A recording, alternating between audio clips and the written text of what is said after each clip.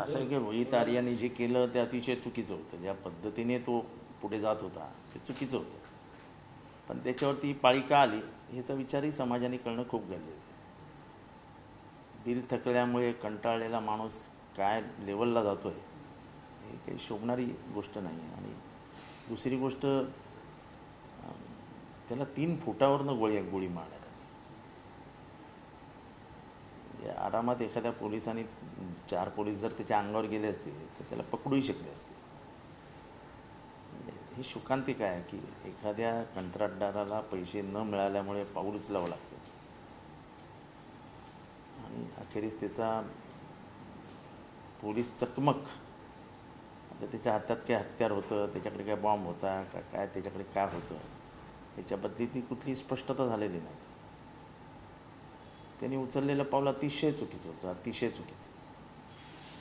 मुख्यमंत्री माझी शाळा सुंदर शाळा अभियानातील PLC स्वच्छता मॉनिटर प्रकल्पासाठी केलेल्या कामाचे सरकारने पैसे दिले नाही आणि सरकारसोबत त्याचे अनेक पत्रकाविषयी त्यांनी अगोदर माझं तेच म्हणणं आहे की त्यांनी म्हणजे जे कारण पुढे येते ते लाजिरवाणं आहे. म्हणजे सरकार आत्तापर्यंत 2-3 जणांनी आत्महत्या करण्याचा प्रयत्न केला, 1 जणांनी आत्महत्या केली आणि हे दुसरं इतकं भयंकर प्रकरण घडलं.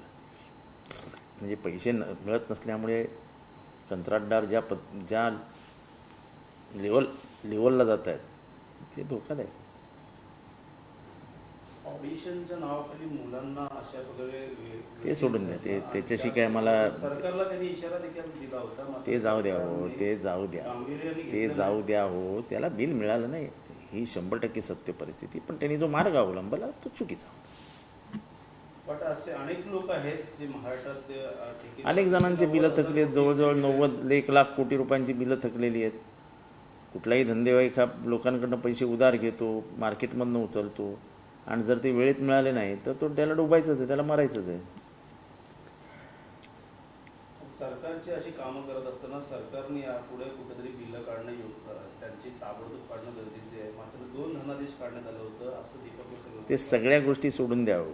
त्यांनी कोणाची नावं घेतली आहेत ती महत्त्वाची आहेत, त्याचे कॉल रेकॉर्ड तपासणं महत्त्वाचं आहे, तो कोणाशी बोलत होता ते तपासणं महत्त्वाचं आहे. पण सर्वात महत्त्वाचं म्हणजे त्यांनी जी पद्धत अवलंबली ही खूप चुकीची होती आणि त्याच्यामुळे त्याला त्याच्या अंगावर आलं. पण पोलिसांनी जर त्याला पकडण्याचा प्रयत्न केला असता तर नक्कीच त्यांना यश आलं असतं आणि बिल वेळेत मिळालं असतं, कदाचित ह्या प्रसंग उद्भवलाच नसता.